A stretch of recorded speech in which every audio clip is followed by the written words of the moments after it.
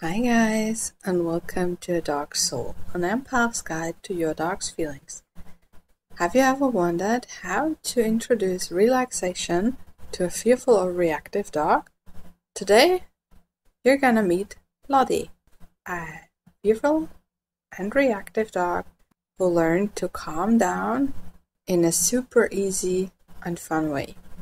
Enjoy!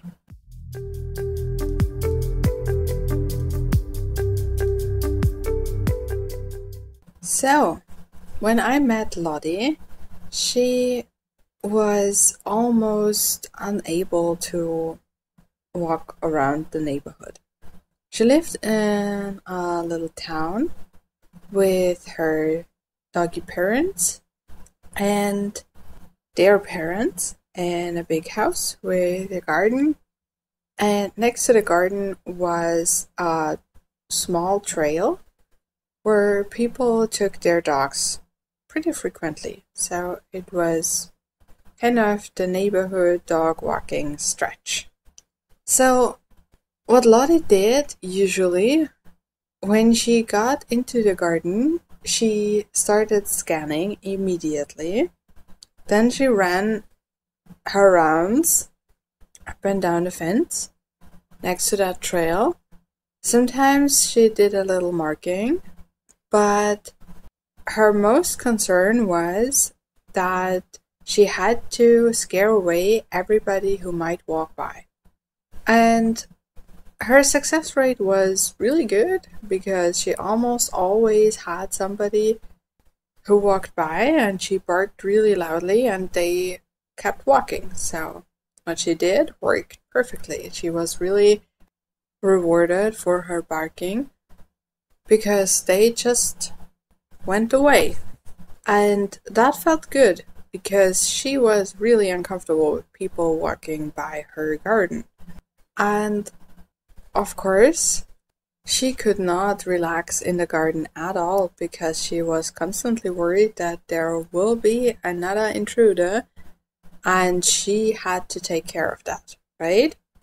And when she was on walks with her family, she was uncomfortable with so many things. So many things scared her, and she had a feeling that she needed to take care of all of these things. She needed to tell everybody to go away, to not come closer, be it humans or dogs or bikes, sometimes cars, especially when humans acted weird. So, for example, when we had our first session, she saw a boy playing with a ball, football, and she could not really place that. She didn't really know what that boy was doing with that ball, but it was weird to her. So from a very far distance away, she started barking and she started lunging, and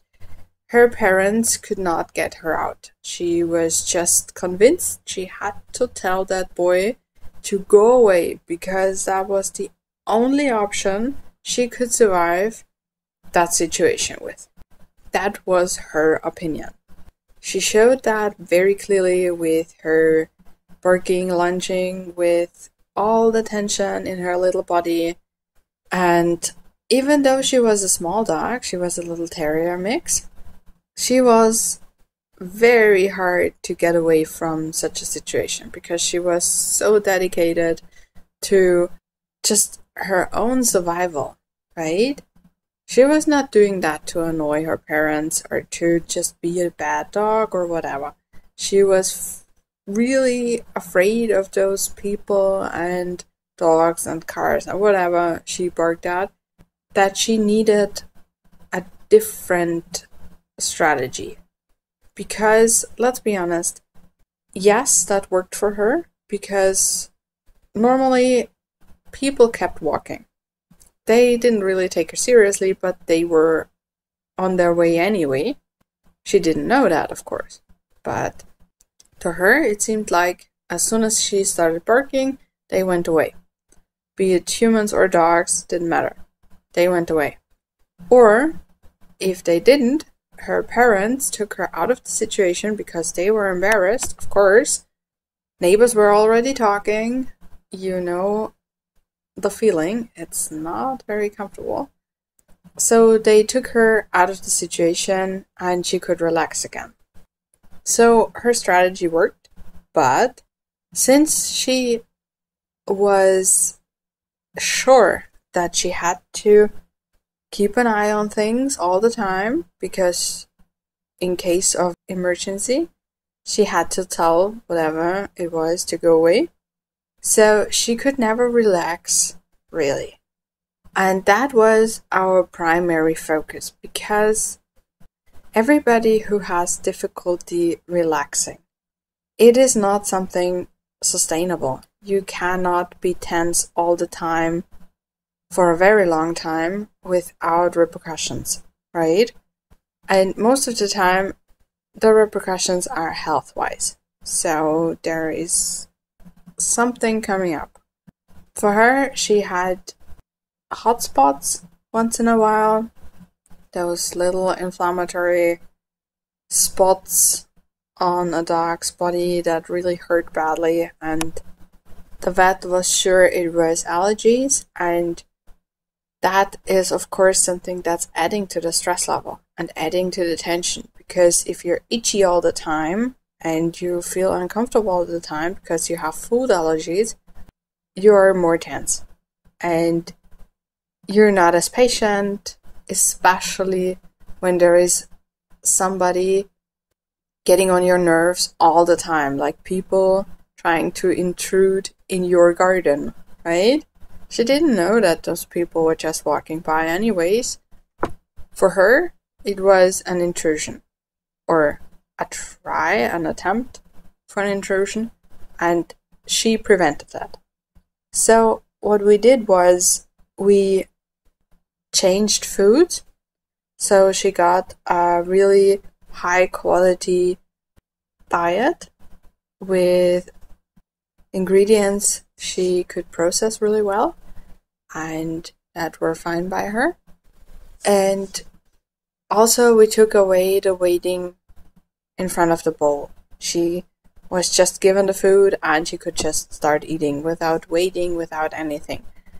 So that took a little bit of stress away.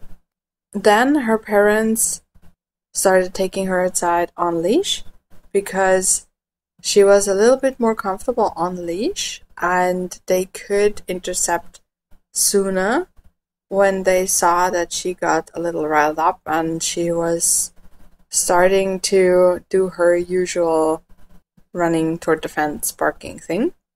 And they also got a really good feeling about when people would walk their dogs by their garden, and they took her out when this was not the case. So they did an awesome job there.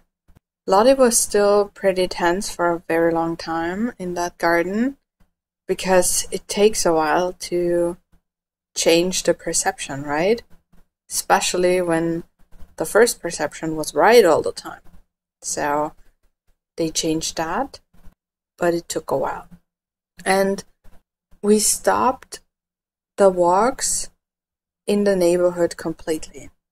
Instead, they put her in a car and they drove for about 5 minutes out of town, and they walked in an environment where they didn't meet anybody. Lotti could just sniff around and do some treat searches and all those things. She really liked those. And they shortened the walks extremely because Lotti was so tense and so aware of everything in her environment that she really had enough after 20 minutes. She was done. And as a terrier, of course, wildlife was very interesting for her as well. So this was another kind of excitement. It was a positive excitement, but still it was excitement and far away from relaxation. And Lotti really needed relaxation. So on those walks, she could just walk around sniffing and do her thing on a long line because she could not be off leash. She was just too interested in wildlife. And with that, her tension decreased a lot. The shorter walks in a quiet environment where she could just be a dog. That helped a lot. And then we did some active and passive relaxation at home in a relaxation zone. So Lotti got her very own dog bed in a quiet spot in the house. And it was connected with relaxation with her parents and with things to chew and lick. And since she picked that spot by herself, the introduction of the relaxation zone was extremely quick. It took like 5 repetitions, if you can call it repetitions. It's just giving her something to chew and lick like 5 times, and she had connected it. She slept there. And her parents were really thorough. They protocoled how much she slept, and within 4 weeks, we got from a pathological sleeping pattern, so way too little, to quite a nice relaxation time. And since they had a pretty well-established routine already, it was pretty easy to get relaxation time in for Lotti. So it was not only helping Lotti with her relaxation and calming down and getting rid of all the tension, all the stress. It did the same for her parents, because they were actually really glad they could take a little time out from their busy lives and their busy day-to-day routine and just relax. Sometimes we forget that we can use some relaxation as well, right? So, of course, we also did a little bit of training for situations where Lotti would react. Of course, she had to learn a different strategy. But with all the relaxation and de-stressing we did, it was no longer necessary to put enormous amounts of effort in that training. So not only did Lotti get way more relaxed and way less reactive through that, but she was also paying more attention to her parents because she could. She had time for that now. And that was our way in for training. Because when a dog is just not listening and just too occupied with everything going on around her and always worried that everything will happen to her if she didn't pay attention for a moment, you cannot really work on anything. It's just not possible. And she was also not really ready to take any treats outside in the beginning because it was just too stressful. She was just not in the mood for eating, right? Maybe you have experienced that. If you are taking a test, you are a little bit nervous, then you might not be in the mood for chocolate cake, right? And if you're not nervous, that chocolate cake might be an awesome distraction or an awesome reward, depending on how we use it, right? Don't give your dogs chocolate cake, please. It's really, dogs cannot have chocolate. But for us, it's nice, right? So, overall, Lotti had a lot more relaxation. She felt a lot better, and training really went well. They had a lot of fun with it because Lotti was paying attention to them.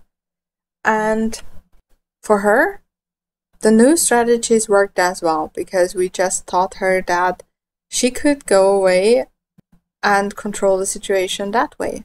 She didn't have to tell the other one to move along, she could just turn around and walk away when she needed more distance, right? And that was the beginning of her not having to bark at everything. So what I would love for you to do today is start a relaxation protocol for your dog. It is something that doesn't come that easy to us sometimes, but it helps us so much. We overestimate how much our dogs sleep and rest in a relaxed way, almost always.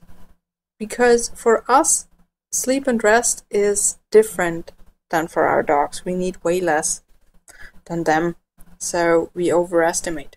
But if we write it down, we get an objective view on things. And if you see it's too little, do whatever relaxes your dog, whatever helps your dog, and sometimes less is more. If walks are just stressful, shorten them or change the environment. It helps so much. And why don't you tell me in the comments, if you're listening on YouTube or via email, how your dog reacts to more relaxation. I would love to read those.